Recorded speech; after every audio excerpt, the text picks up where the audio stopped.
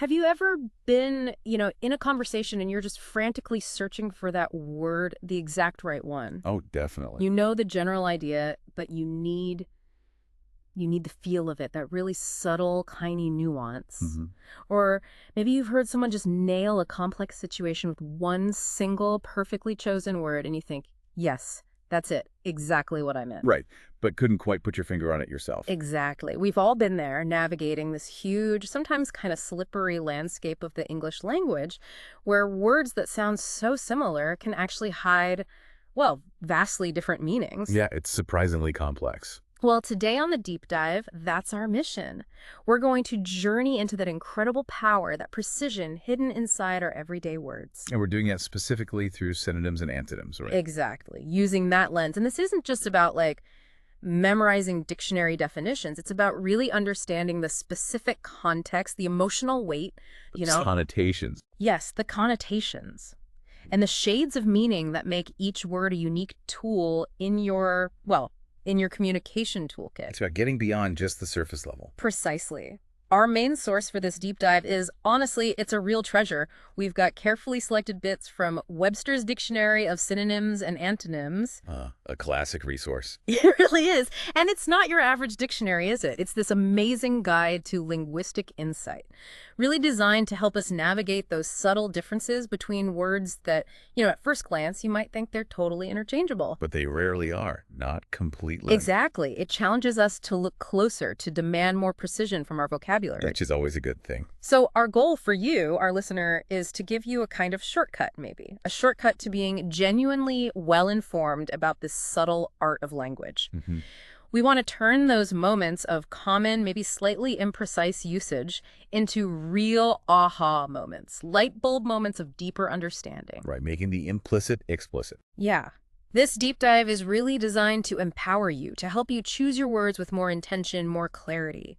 We're going to unpack some surprising facts about words you use, literally every single day. And focus on how just one precise word choice can fundamentally change things. Totally. Change how you communicate, how you understand everything. Okay, Marty. So get ready to stretch those linguistic muscles, fine-tune your ear for nuance. We're about to dive headfirst into the many shades of failure. Why is abortive totally different from futile?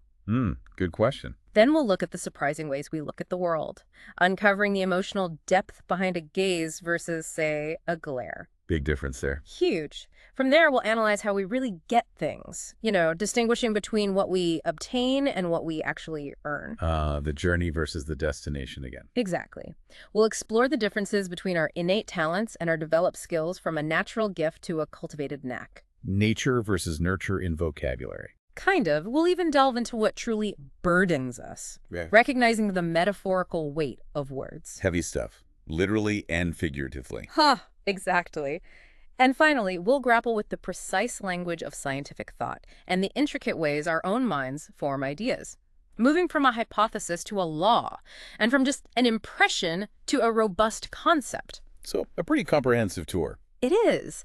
This deep dive really promises to make you a more discerning speaker, a more impactful writer, and definitely a more insightful listener. It really is a journey into the kind of like the DNA of communication itself, isn't it? Yeah. These subtle shifts in meaning, as you'll definitely discover, are often profound. They reveal layers of human experience, of perception, that a simpler, maybe less precise vocabulary might just gloss over entirely. And this understanding, it's invaluable for anyone who relies on language to convey complex ideas, or maybe negotiate difficult situations, or even just to express themselves accurately, authentically. Precision in language isn't just, a nicety. It's not just about sounding smart.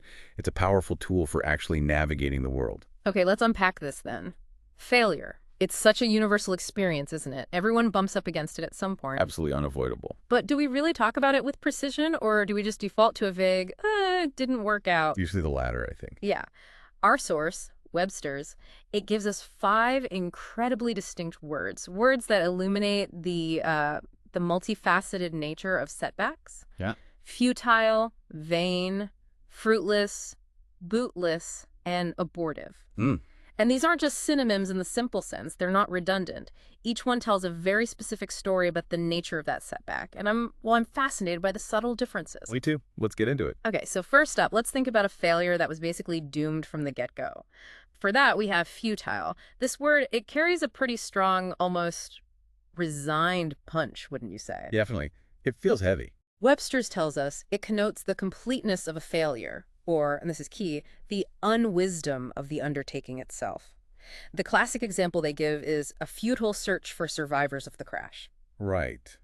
That paints a very clear picture. It does. It paints this picture of an effort that was just always going to end in nothing. That's exactly right. What's really critical about futile is that it suggests the effort itself. No matter how great or how sincere or, well-intentioned, it was fundamentally misdirected or just doomed from the very beginning. So it's not just that it didn't work. No, it's that it couldn't possibly work. There's this inherent pointlessness baked in, a sense that the path chosen was flawed right from its inception, leading inevitably to a dead end. Like trying to bail out a sinking ship with a teaspoon. Exactly. Yeah. That's a perfect analogy.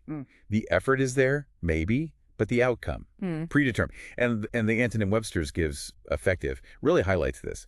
If something is futile, it is utterly devoid of any positive result. Zero. It renders the whole endeavor basically meaningless. And for you, the listener, the real power in understanding futile, it's recognizing when an effort is doomed from the start, not just realizing it failed at the end. Right, seeing it coming. Yeah. And that clarity can be incredibly liberating, actually. It can help you pivot your resources, maybe abandon a strategy before you've sunk countless hours or energy or money into a lost cause. Yeah. It's about having the wisdom to let go early. That definitely clarifies how that initial intent or lack of possibility really shifts the meaning. Okay, so then what about vain? Is it ever used in a way that implies maybe a deliberate choice to chase something unlikely? Our source just says it implies failure to achieve a desired result. The example is a vain attempt to get the car started. Feels lighter somehow. It's definitely lighter than futile, I'd say. In terms of that sense of inherent doom, vain is less about the unwisdom of the effort itself and more about just a simple lack of success, despite the attempt. So the idea itself might have been okay. Exactly. The undertaking might not have been inherently flawed or ill-conceived. It just didn't pan out in the end. Imagine like you tried to restart an old lawnmower. You know it's a long shot, but you give it a go anyway. Right. It was a vain attempt. Unsuccessful, sure, but not inherently foolish in its conception, unlike something that's truly futile. Okay. Sometimes, it can carry a subtle hint of maybe self-importance in the trying. A sense that the effort was made, perhaps with a bit of overconfidence, even though it didn't achieve the desired outcome. You might make a vain attempt to impress someone. Right. Right, it fails. But that doesn't mean the attempt itself was stupid to begin with, not like something futile. Yeah. It just implies an effort that fell short of its mark. No deeper implication of inherent worthlessness. Got it. Okay, moving on to fruitless. This one feels a bit more emotionally charged to me, almost heavy with disappointment. Yeah, I agree. There's a sadness to it. Webster says it comes close to vain, but often suggests long and arduous effort or severe disappointment. The example they use is fruitless efforts to obtain a lasting peace.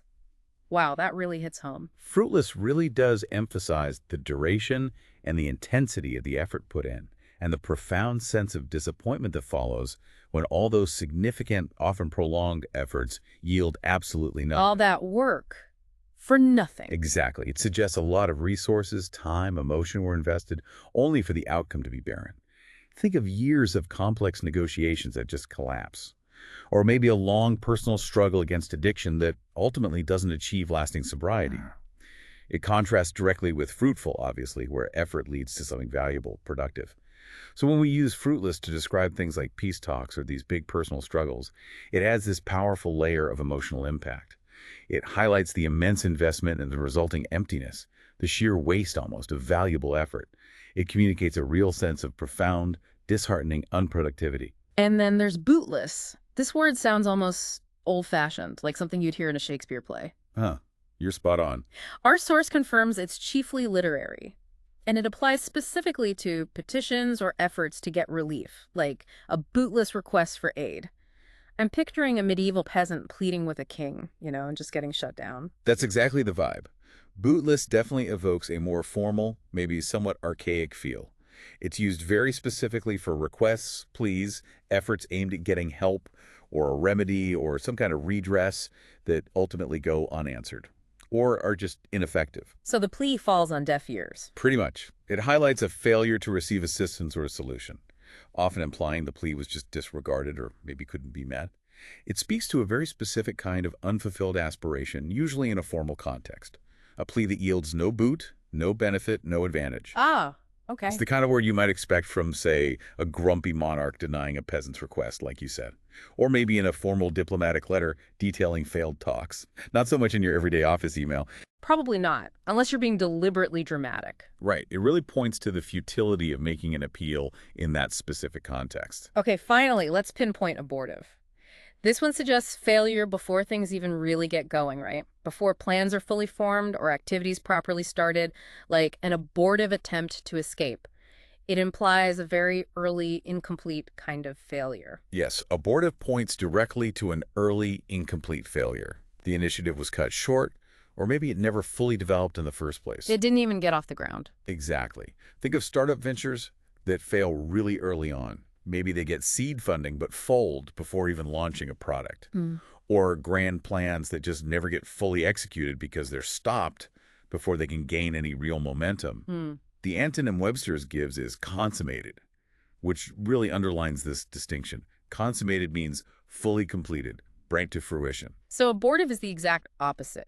Right. An abortive effort is one that was stopped or failed in its very earliest stages. Yeah. It never realized its potential.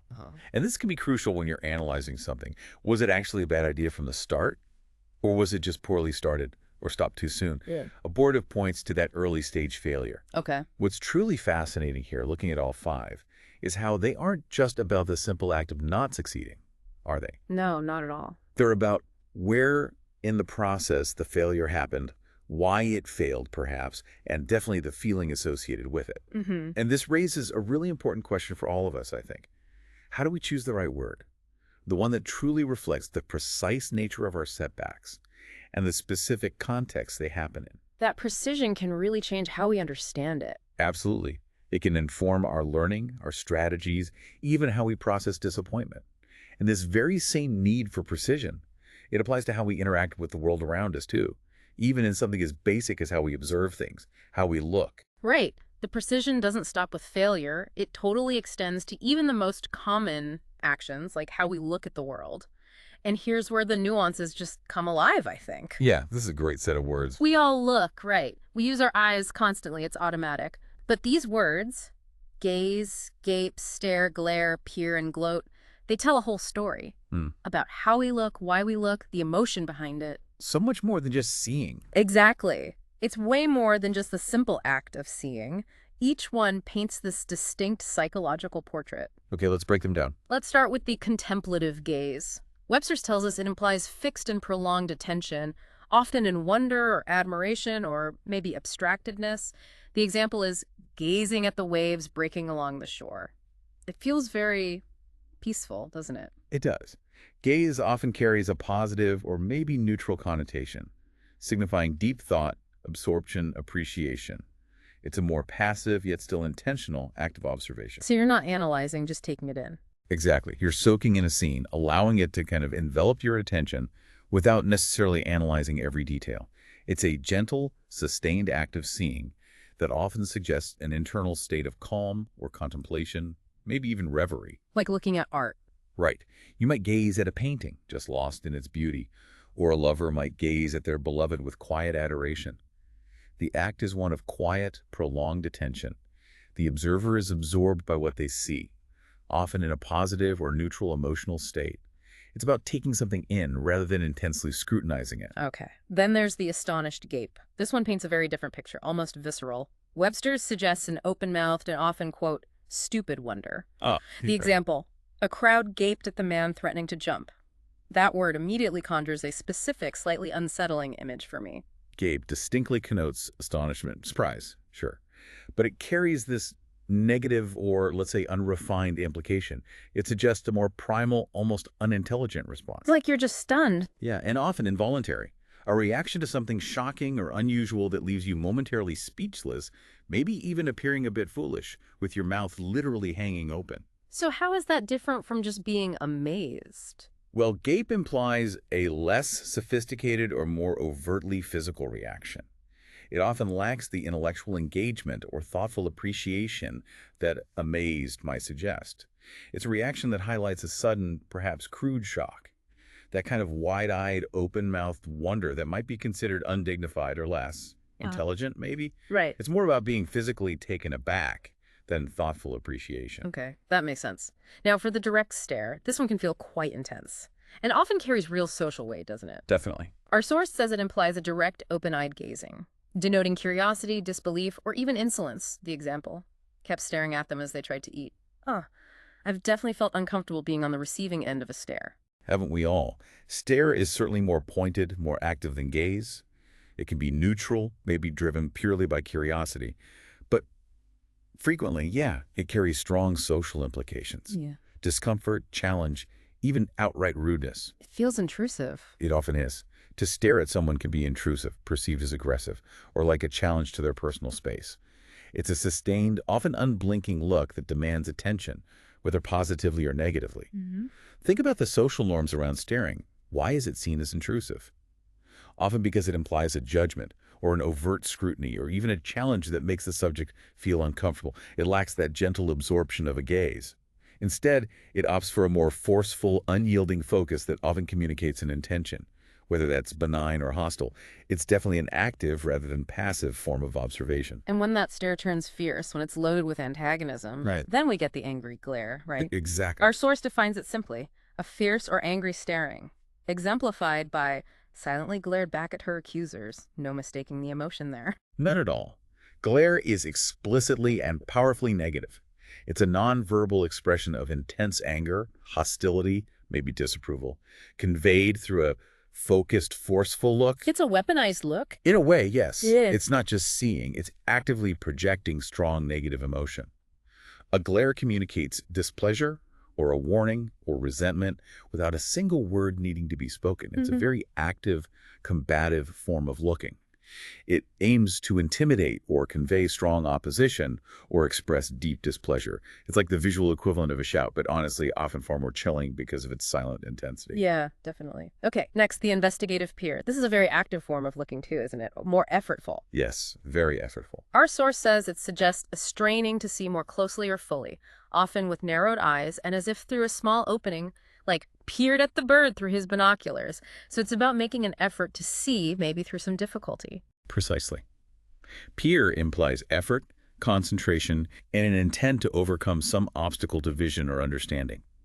You peer when something isn't immediately clear, when you need to discern details or identify something obscure. It's like looking through fog. Exactly. Or peer through a keyhole, or peer at really fine print on a document, or peer into the darkness to make out a shape. It speaks to a deliberate attempt to gain clarity in a challenging visual situation. To discern what's not immediately apparent, it suggests a proactive, determined effort to gain information through sight. Got it. And finally, the malicious gloat. This one has a particularly unpleasant, almost villainous connotation, I think. Oh, absolutely. It's not a nice word. Our source says it implies prolonged or frequent gazing, often in secret and with deep or malignant satisfaction, as in gloated over the treasure. Gloat is highly negative and deeply revealing of character. It indicates this self-satisfied, often malicious, dwelling on one's own success, particularly when it comes at the expense of others, or taking this perverse pleasure in another's misfortune. Schadenfreude. Exactly. It's pure Schadenfreude in visual form. It's about taking pleasure in a way that is often unsportsmanlike, cruel, or arrogant. The gazing isn't for appreciation. It's for savoring a triumph, often in a really mean-spirited way, implying a superior or contemptuous attitude towards others. It is a powerful emotional cue. It conveys a sense of spiteful triumph that can be genuinely chilling. You wouldn't gloat over a happy event for a friend, right? You gloat over their defeat, or maybe your own undeserved victory. Okay, yeah, very clear distinction. So if we connect all this back to the bigger picture, Yeah. these verbs aren't just descriptions of visual action, are they? They're powerful emotional cues. Totally. They tell us about the observer's inner state, their intentions, their relationship to what they're seeing, whether it's contemplative, astonished, curious, angry, investigative, or malicious. It highlights how just choosing the right word can paint a complete psychological scene for the reader or listener. offering depths way beyond the surface. It lets us read between the lines. Exactly, even when no words are spoken. Understanding these distinctions lets us do that. And this same kind of precision, it's vital when we talk about acquiring things, too, whether they're physical objects or abstract concepts. The way we gain possession speaks volumes about the process. So true. So what does this all mean when we talk about coming into possession of something? It's rarely just getting it, is it? Not usually, no. There's always more to the story. The effort involved, the circumstances, the reason for possession, it changes everything, adds layers of meaning. So let's dig into a really comprehensive set of verbs that describe obtaining. Get, obtain, procure, secure, acquire, gain, win, and earn. Okay, quite a list. Each one tells a distinct story about the process of coming into ownership or possession, and I'm really interested in how they reveal the journey. Yeah, the how matters. So get is our starting point, the most general, maybe least informative term. Our source says it may or may not imply effort or initiative, like, got a card for my birthday. It's so common it almost fades into the background sometimes. Get is definitely the most common, the least specific, the broadest brushstroke, as you say. It serves as a baseline for all the other more precise terms. You can get something by pure chance, like winning a raffle. Yeah. As a gift, like the birthday card, or with very little effort. Right. It just implies a simple transfer of possession, without really detailing the means or the effort involved. It's the kind of verb we use when the how or why of possession isn't particularly important, or maybe it's just obvious, like I got a coffee. Right. The effort isn't the point, just the result. Okay. Then we have the more deliberate obtain. Webster's explains it suggests the attainment of something sought for with some expenditure of time and effort. For example, obtain statements from all of the witnesses. So there's an active pursuit involved here, right? Yes, obtain implies a deliberate, conscious process, seeking and achieving. While it does involve some expenditure of time and effort, it doesn't necessarily suggest a difficult or challenging one. It's more about a successful search or application, a methodical approach to getting what you want. Like getting a permit. Exactly. You obtain information, permits, consent, a license. There's a clear sense of purpose and a successful completion of a process behind it. That distinguishes it from merely getting something by chance. It suggests a more formal, or at least more intentional act than a simple get. And procure seems to take that deliberate effort a step further, often implying a bit of ingenuity, maybe, or overcoming minor hurdles. Yeah, I think that's right. Our source says it implies effort in obtaining something for oneself or for another, with the example, in charge of procuring supplies for the office. This makes me think of someone actively navigating logistics, finding things. Procure definitely carries a stronger sense of active effort, often involving, like you said, a bit of logistical navigation, resourcefulness, or maybe overcoming minor hurdles. It frequently implies obtaining something for a specific purpose or on behalf of someone else, particularly items that might not be readily available. Things that are hard to find. Could be. You might procure rare artifacts for a museum, or necessary equipment for an expedition, or critical components for a complex project. It suggests a more involved, sometimes complex process than simply obtaining, hinting at the need for ingenuity or persistence to get what's needed. It's really about sourcing something, often through a series of actions. Okay, now secure. This word sounds like it implies a real challenge and maybe a sense of permanence or safeguarding once you've got it. Yes, secure definitely adds that layer. Our source states it implies difficulty in obtaining or keeping safely in one's possession or under one's control, like an ad agency that secured many top accounts. That sounds hard-won. It does. Yeah. Secure adds that significant layer of challenge and often the idea of ensuring permanence or safety. The item or position was hard-won, and keeping it might require vigilance or continued effort. Like securing a contract. Exactly. Securing a vital contract after tough negotiations. Securing a loan that required tons of paperwork and approvals. Or securing a difficult-to-get reservation at a popular restaurant. It's not just getting something. It's getting it firmly, maybe against competition or resistance, ensuring it won't be easily lost or taken away. It implies both a triumphant achievement and maybe a commitment to safeguarding what's been gained. Often suggests a certain level of strategic effort and success, usually in a competitive environment. Okay. The word acquire often suggests adding to what you already possess, right? Yeah. Or a systematic building up of something. Yes, that's a key aspect. Our source illustrates this with acquired a greater appreciation of music. This seems very relevant for our learner listeners thinking about acquiring knowledge or skills. Indeed, very relevant. Acquire focuses on growth and addition, expanding one's holdings, whether that's tangible things like property or intangible things like knowledge or skills. Building up a collection. Right. Building up a collection or a repertoire, a body of understanding. You might acquire a taste for something, which implies a gradual, maybe even unconscious process of coming to appreciate it. Right. Or a company might acquire a smaller startup, suggesting a strategic, intentional expansion of its holdings and capabilities. For you, the listener, as someone who values learning, the goal is often to acquire new knowledge, new skills, new perspectives. It implies a process of gaining over time, often systematically, leading to an increase in one's personal or intellectual assets. And the antonym, forfeit, really starkly contrasts this idea of addition with a forced loss, emphasizing that act of gaining and holding on to something. Okay. Gain feels very competitive to me. Does that track? Yes, very much so. Our source confirms it suggests struggle or competition, and usually a material value in the thing obtained, as in gradually gained a reputation as a skilled musician. Gain definitely implies effort against resistance, often in a competitive context, and usually resulting in some measurable or valuable outcome. It speaks to overcoming obstacles, making progress, achieving an advantage. Like gaining ground. Exactly. You gain ground in an argument. You gain experience through challenging projects, or you gain territory in a strategic conflict. It's about achieving something despite challenges. And there's often a clear benefit or advancement or improvement involved that you can quantify or clearly see. You gain weight, you gain a deeper understanding, you gain an advantage. It's about tangible or intangible progress achieved through effort or competition. And, like acquire, its antonym is lose, which perfectly captures the opposite outcome of that struggle. And then win. This word just screams victory, triumph. It really does. Our source says it suggests that favoring qualities or circumstances played a part in the gaining. For instance, won the admiration of his fellow actors. Win absolutely implies triumph. In a contest, maybe through superior qualities or perhaps favorable circumstances just lined up right.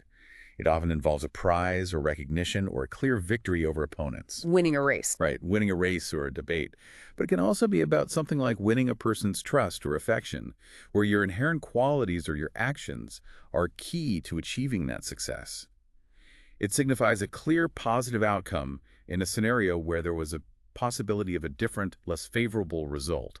And again, like gain, its antonym is lose, emphasizing that competitive or success-oriented aspect. Lastly, earn. This word carries such a strong sense of justice, deservedness, almost a moral weight to it. I agree. It feels righteous. Our source states it implies a correspondence between one's effort and what one gets by it. With the example, a compelling performance that earned her many awards. Earn establishes that direct, unequivocal link between labor or merit and the reward. It signifies that something is deserved through hard work, quality, appropriate behavior. You put in the work, you get the reward. Exactly. It's about proportionality. The effort put in directly correlates to the outcome received. And this word really reinforces values of diligence, fairness, accountability in how we understand success. You earn respect through consistent ethical behavior. You earn a promotion through dedication and skill. Or you earn a living through your labor. It's about a justifiable, merited outcome, not just a successful one or one you got by chance. It implies the outcome is a direct consequence of your input and your value. Wow. So this whole deep dive into these obtaining words, it really raises an important question, doesn't it? When we articulate how we come to possess things, tangible assets, intangible qualities, are we emphasizing the ease, the specific effort, the struggle, the deservedness? Right, what story are we telling? Exactly. The subtle choice of verb here provides a crucial context about the journey, not just the destination, allows for much richer communication. And this journey, it applies just as much to our own abilities and how we talk about them. Are our skills innate or are they developed? That distinction matters too. Okay, let's unpack that. For those of us who love learning, who love growing, understanding our own abilities and how they manifest is absolutely key, isn't it? Crucial for self-awareness. Are we born with them? Do we develop them? How do we even categorize them? Our dictionary provides a fascinating spectrum here. Gift, faculty, aptitude, bent, talent, genius, and knack. Each one delineates a different kind of capacity, highlighting the various ways our capabilities come into being. A really interesting set to compare. Let's start with gift. This one often implies something special almost, divinely bestowed, doesn't it? Like it came from outside. Yeah, it has that feeling. Our source says it often implies special favor by God, nature, or fortune. The classic example, the gift of a beautiful singing voice. It feels unearned, simply. there. Gift indeed connotes something inherently present, often extraordinary, seeming to require little personal effort for its initial presence. It feels unearned, like you said, simply given, a natural endowment. A gifted musician. Exactly. And when you hear that phrase, gifted musician, it suggests an inherent musicality, maybe a natural ear that predates any formal training and just sets them apart. It's an innate, often remarkable ability that appears to come naturally, suggesting a special endowment rather than something acquired through effort. It highlights the effortless presence of a remarkable capacity. Okay. Then there's the more specific faculty. Our source defines it as an innate or acquired ability for a particular accomplishment or function, such as a rare faculty for remembering people's names. The innate or acquired part makes it quite versatile, I think. Faculty is interesting because, yeah, as you said, it can be either innate or developed. It implies a specific, often specialized capability or mental power for a particular function. It's definitely more technical sounding than gift, referring to a functional capacity. Like a mental muscle. Kind of. This could be a keen memory, like the example, or a critical faculty for analysis, or a faculty for rapid learning. It denotes a specific operational ability, a distinct capacity that allows for a particular kind of performance or understanding, whether you were born with it or you cultivated it diligently over time. Think of it as a mental tool, maybe, trained for a specific task. Next, aptitude. This word seems to blend innate ability with a natural preference and inclination, almost like a natural magnetic pull towards something. Yeah, that's a good way to put it. Our source says it implies an innate capacity as well as a natural liking for some activity. Giving the example, a boy with a definite mechanical aptitude. Aptitude suggests that combination. Inherent potential plus a natural inclination or preference for a certain activity. It's the raw material for a skill coupled with the desire to actually engage with that field. Which is why schools look for it. Exactly. This is why educators and career counselors aim to identify and foster aptitudes, because they represent a strong foundation for future learning and success. A child with a musical aptitude isn't necessarily a virtuoso yet, right? But they have both the natural capacity to learn music and a genuine interest in it. It implies this natural suitability, or readiness for a particular type of work or learning, which makes the process of development much smoother and probably more enjoyable too. Okay. Close to aptitude is bent. Our source notes it's nearly equal to aptitude, but stresses inclination perhaps more than ability, as in a family that has always had an artistic bent. So it's more about the direction of your passions, maybe. Precisely. Bent signifies a strong natural tendency or predisposition towards something, perhaps focusing more on the direction of interest and passion than the actual developed skill or raw capacity. It's the natural leaning, the inclination that draws someone towards a particular pursuit, even if the talent isn't fully honed yet. So the interest is the main thing. Often, yes. A family might have an artistic bent, meaning they're generally drawn to creative endeavors, even if not all members are exceptional artists. It's that intrinsic pull towards a specific area of interest or activity, a natural predilection that guides one's pursuits. And then talent. This is such a commonly used word, but our source adds a crucial distinction that I think many people miss. It says talent suggests a marked natural ability that needs to be developed. Ah, yes, the key part. Like allowed her dancing talent to go to waste. This really emphasizes the role of effort, doesn't it? It's not enough on its own. This is where talent truly stands out, and it's a vital distinction. While it is a natural ability, the crucial point is that it absolutely requires cultivation. Through practice, training, persistent effort to reach its potential demanding to be nurtured. So you can waste talent. Absolutely. Someone might have a natural talent for languages, but they still need to study, practice, immerse themselves to become fluent. And for you, our learner-listener, this directly links to your persona. Raw talent isn't enough. Continuous learning and practice are vital for its realization. It emphasizes that journey of growth and refinement that transforms inherent ability into mastery, reminding us that potential is just that potential until it's acted upon. Now, the big one, genius. Our source indicates it suggests impressive inborn creative ability and often the inner drive that forces its possessor to achieve. Exemplified by the genius of Mozart. This feels like a different category altogether, almost mythical. Genius definitely represents the highest echelon, maybe, of innate ability. Combined with this unstoppable inner drive, it signifies an extraordinary capacity for original thought or creation that can be genuinely transformative, fundamentally shifting paradigms or creating works of unparalleled brilliance. Changes still. Oh, much more than skill or even exceptional talent. It's a profound innate force that often seems to defy explanation, pushing its possessor to remarkable, often revolutionary achievements. Can true genius be taught? Or is it an innate force that must simply be channeled, allowed to express itself? It often appears as this almost supernatural ability to innovate or create in ways that others just cannot comprehend or replicate, leaving an indelible mark on their field. It's a rare, almost singular level of creative power. Wow. Okay. Finally, we have the practical knack. This seems like a more humble yet incredibly useful ability. Yes, very down to earth. Our source describes it as a comparatively minor but special ability making for ease and dexterity in performance, as in, has the knack for making swift cutting retorts. Knack implies a practical, often intuitive, and seemingly effortless skill for specific, usually less grand tasks. It's often acquired through experience but feels natural and easy, almost like a trick of the trade or a natural intuition for how to do something efficiently. Like fixing things. Exactly. Someone might have a knack for fixing things without needing a manual, or a knack for remembering faces, or a knack for public speaking that makes them seem effortlessly charismatic. It's a handy, usually informal, ability that makes certain tasks seem easy for the person who possesses it, often because they've unconsciously developed an efficient method or approach. Got it. What's fascinating here, looking across the spectrum, is that while some abilities really are gifts from the start, many, perhaps most, require cultivation, passion, persistent effort to truly flourish.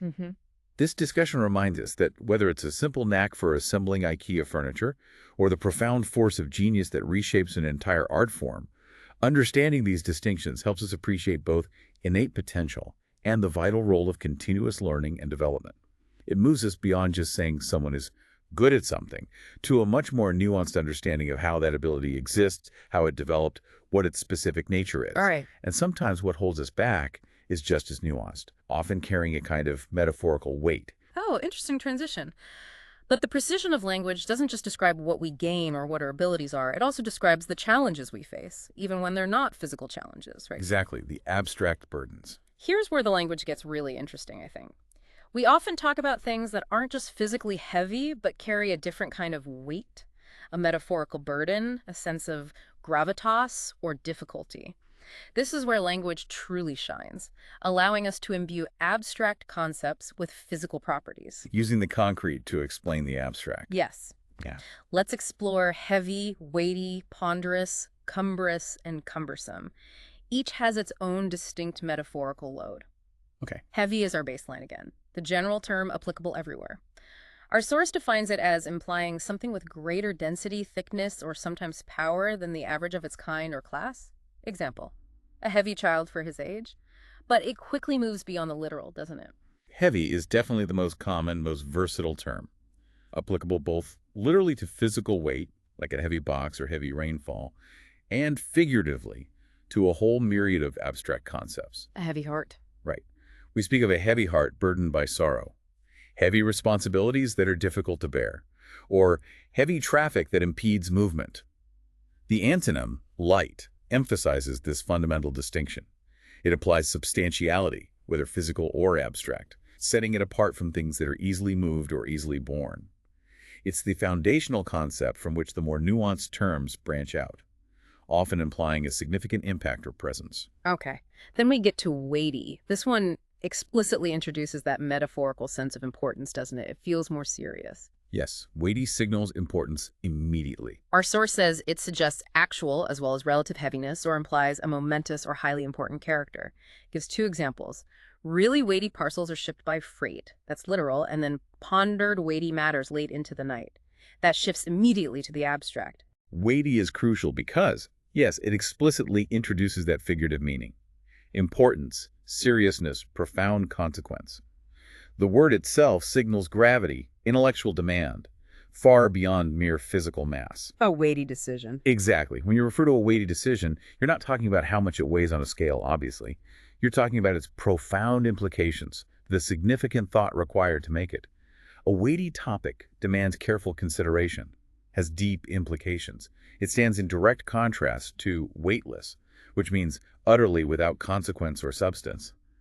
It's the word you reach for when you want to convey not just that something is heavy, but that it matters deeply, that it commands respect and serious attention due to its significance. Next, ponderous. This word conjures up images of slowness, stiffness, clumsiness, a sort of cumbersome grandeur, maybe? Yeah, unwieldy is a good word for it. Our source states it implies having great weight because of size and massiveness, with resulting great inertia and clumsiness. Like, ponderous galleons were outmaneuvered by smaller vessels. I can almost feel the slowness, the lack of agility. Ponderous focuses exactly on the consequences of great weight and size. Mm-hmm. Slowness, awkward movement, a lack of agility, difficulty in handling. It implies that something is not just heavy, but unwieldy and cumbersome to manage, often to the point of being tiresome. Like bureaucracy. Absolutely. Metaphorically, we might describe overly complex bureaucratic processes or dense, overly academic writing styles, or slow-moving, inflexible organizations as ponderous, because they're difficult to maneuver or respond quickly to change. What kinds of systems or ideas might be described as ponderous in today's fast-paced world? Maybe an outdated, multi-layered approval process in a big company that just stifles innovation. Right. It speaks to a lack of nimbleness or grace or efficiency due to sheer bulk or overly deliberate, slow action, often resulting in tedium or frustration. Okay.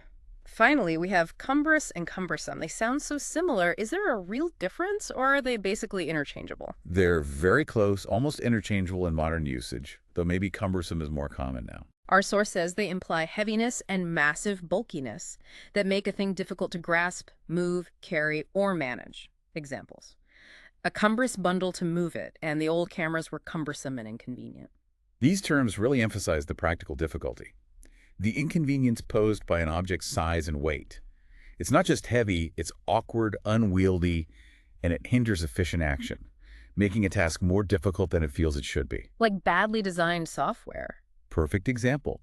Think about poorly designed software with too many unnecessary clicks and menus, or unwieldy tools that are hard to manipulate properly, or information processes that are cumbersome because of excessive detail, redundant steps, or complex unnecessary requirements. They imply an impediment to ease of use or movement, making tasks more arduous, inefficient, or just plain annoying than they need to be.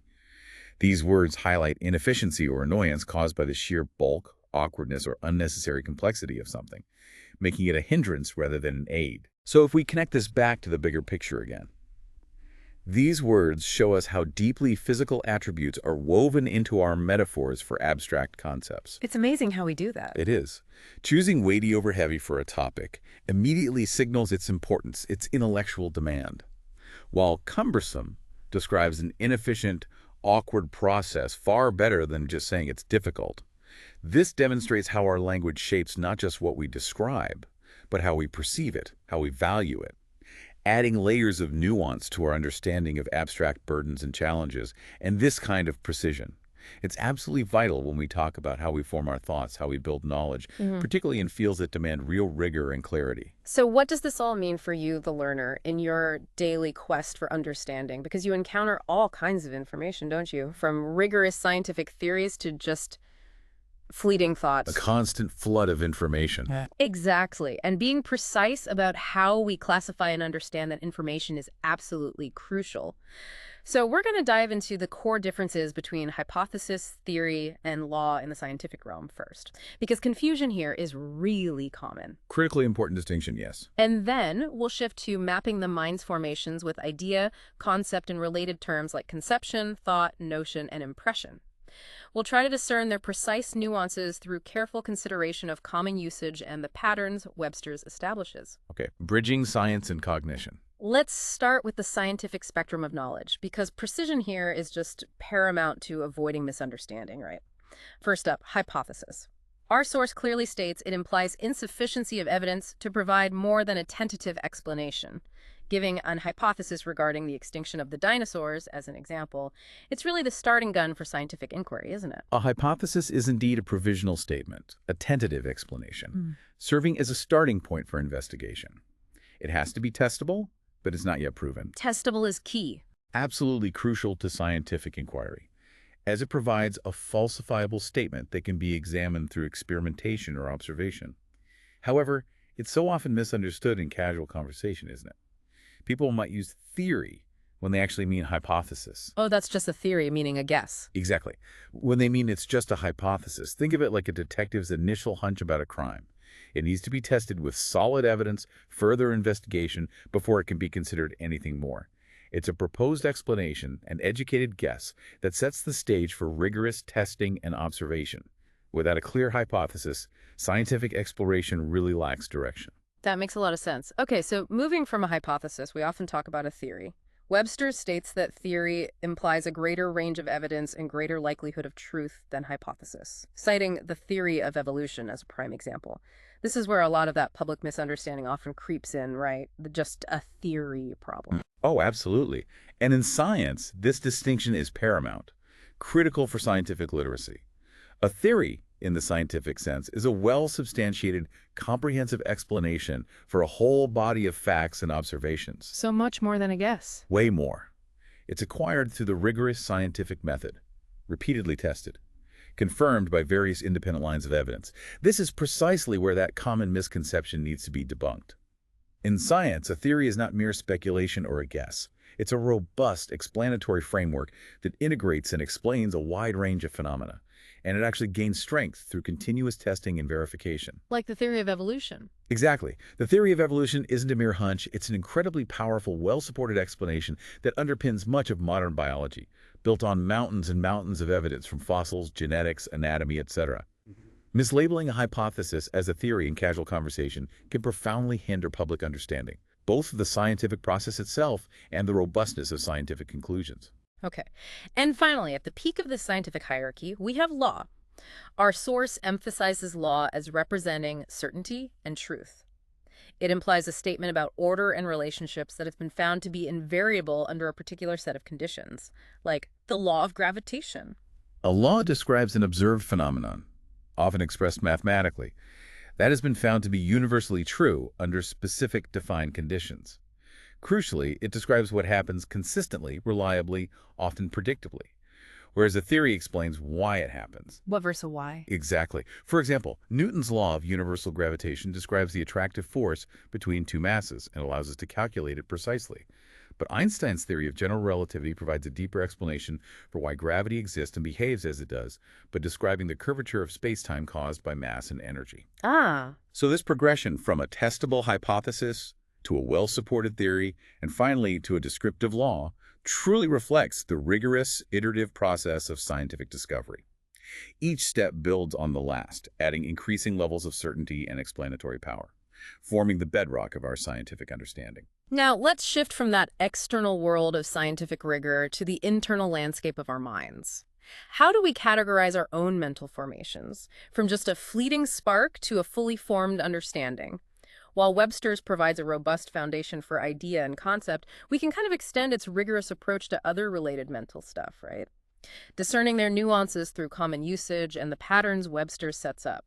Let's start broadly with idea. Okay, the most basic unit. Yeah. Our source states it may apply to a mental image or formulation of something seen or known or imagined, to a pure abstraction, or to something assumed or vaguely sensed. Example: a mind filled with innovative ideas. Idea is definitely the most general term for pretty much any mental content. It can be concrete, like picturing an apple, abstract, like freedom, fully formed, or very vague. It's the initial spark, the unit of thought, the raw material for deeper cognitive processes. The basic currency of the mind. That's a good way to put it. A fundamental mental representation of something, whether it's a sudden flash of insight, a concrete image of a new product, or just a vague sense of unease. It's an idea. It's the starting point for all the more complex mental constructions. Following idea, we have concept. Our source says it may apply to the idea formed after consideration of instances of a category, or, more broadly, to any widely accepted idea of what a thing ought to be, like a society with no concept of private property. This suggests a more structured mental framework, maybe. A concept is definitely more developed, often a generalized understanding. It organizes information, it categorizes experiences, and it helps us form these frameworks for understanding the world. It's a mental construct that defines a class or group based on shared characteristics. Like the concept of dog. Exactly. The concept of justice is an abstract framework for fairness. The concept of a dog is formed after seeing many individual dogs and understanding their common traits, four legs, fur, barks, etc. It's about abstracting and generalizing from specific instances, allowing us to make sense of the world by grouping similar things and developing a coherent understanding of them. It's really a building block of knowledge. And then conception. Now, this wasn't explicitly defined separately in our immediate source excerpts, but drawing from common usage and its relationship to concept, it seems to relate very directly to the act or process of forming an idea, doesn't it? Or maybe a particularly detailed mental blueprint. Yes, exactly. Conception often focuses on the formation of the idea, the process of conceiving it, or it can refer to a particularly detailed or perhaps unique version of a concept. It can refer to the process of mentally grasping something complex and bringing it into being in the mind. Like an architect's conception. Perfect. So you might talk about a new conception of a business model, implying a freshly minted, detailed mental blueprint that you've meticulously developed. It suggests the act of creating or developing a mental understanding that is often comprehensive and well-defined, rather than just having a vague sense of it. It implies a deeper, maybe more personal, and often more original understanding than a simple concept. How about thought? This seems like a very broad term for any mental activity, perhaps less specific than idea or concept. Thought is indeed a very general term for any mental activity or content, often implying a process of consideration or reflection. It can be a fleeting mental image, a complex deliberation, a prolonged period of reflection, or even just a simple understanding. It really encompasses the entire spectrum of our internal cognitive processes, from conscious reasoning to subconscious rumination. It's the very act of thinking, or the product of that act, whether it's fully formed or still developing. You might have a random thought about what's for dinner, or a deep thought about the meaning of life. Covers a lot of ground. And then we have notion. This sounds a bit less certain, perhaps, or maybe a bit more whimsical. Notion often implies exactly that, a vague or imperfect idea, or even a whimsical one, like you said. It's a less firm or fully developed idea, often based more on impression rather than deep, reasoned understanding. A casual idea. Yeah, a casual or unexamined idea, something you might entertain briefly without fully committing to it or thinking it through. You might have a notion to drive to the beach on a whim, or a vague notion about how something works, but it lacks the solidity and the foundational understanding of a full concept or certainly a rigorously tested theory. It's more like a passing mental fancy. Finally, impression. This often feels like a very initial, almost sensory first brush with something, a gut feeling rather than a solid idea, maybe. Precisely. An impression is a preliminary or superficial idea, often formed very quickly, very subjectively, perhaps based purely on sensory experience or a first encounter. It's how something initially strikes you before you do any deeper analysis, just a vague feeling or idea you get from something. Yep. And for a learner, these terms really reflect a crucial journey, don't they? From an initial observation or just a quick impression, maybe to a fleeting notion that sparks some interest, then to a more complex thought that you start to develop, and ultimately, hopefully, to a deeper, more organized concept that forms the building blocks of robust knowledge. Understanding this progression helps us assess the reliability and the depth of our own mental formations. Are we stuck at the impression stage, or have we built a solid concept? Right. What's truly fascinating here, looking at both the scientific terms and these cognitive ones, is how these groups of words help us navigate the vast world of information and the intricate landscape of our own minds. Understanding the critical distinction between a hypothesis and a law is fundamental to critical thinking, to scientific literacy. Just as grasping the difference between a fleeting notion and a well-formed concept is vital for building robust knowledge. And this all raises, I think, an important question for you, our listener. Are you treating all information with the precision it deserves? Or are you sometimes confusing your initial impressions with well-formed concepts? Or maybe even confusing hypotheses with proven theories? Your word choice really reflects your understanding, and in turn, it shapes it. Wow, what an incredible journey that was, through the hidden power of words. We've really unpacked the subtle distinctions in failure, haven't we? From the futile project that was doomed from the start, to the abortive attempt that got cut short before it truly began. Yeah, much clearer now. We now understand not just that something didn't succeed, but how and why it fell short, allowing us to describe setbacks with far greater clarity, greater insight. And then we explore that surprisingly diverse spectrum of how we look at the world. We distinguish between the contemplative gaze, the astonished gape, the direct stare, the angry glare, the investigative peer, and even that malicious gloat. Right. Each verb, as we discovered, paints such a distinct emotional and intentional scene, revealing the observer's inner state, their purpose. It's amazing. From there, we turned our attention to the many ways we obtain things, moving far beyond just getting something. We now appreciate the nuances of procuring hard-to-find resources, securing hard-won achievements against tough competition, and earning what we truly deserve through merit and effort. It really highlights the journey, doesn't it? The effort, the circumstance, the moral right involved in coming into possession. It's not just about the end result. We then delved into the innate versus developed nature of our talents and abilities, distinguishing between a true gift that feels unearned, a learned faculty for specific functions, an intuitive aptitude or bent, a marked talent that demands cultivation, the profound force of genius, and even that practical, effortless knack. It reminds us that understanding our own capabilities and those of others really requires a vocabulary as rich and varied as the abilities themselves. Finally, we explored the metaphorical weight of meaning, understanding how words like ponderous or cumbersome can describe more than just physical heaviness. They capture intellectual burden, awkwardness, practical difficulty. And we truly refined our understanding of how we categorize knowledge, moving from a tentative hypothesis to a robust theory and an invariable law within scientific thought, then clarifying the intricate formations of our own minds, from fleeting impressions to well-structured concepts. Ultimately, understanding these precise distinctions isn't just, an academic exercise, is it? Not at all. It's practical. It directly impacts your ability to communicate more clearly, to think more critically, and to genuinely become more well-informed in any field you explore. It empowers you to choose your words with intention, transforming vague communication into really articulate insight. It allows you to speak and to think with a precision that elevates your understanding and your expression, making you a more effective communicator in really every aspect of your life. So now that you've journeyed through these linguistic deep dives with us, consider this. What hidden layers of meaning might you uncover in the words you use every single day, now that you know how much precision they can truly hold? How might being more precise with your language change the way you understand the world around you, and ultimately how the world understands you?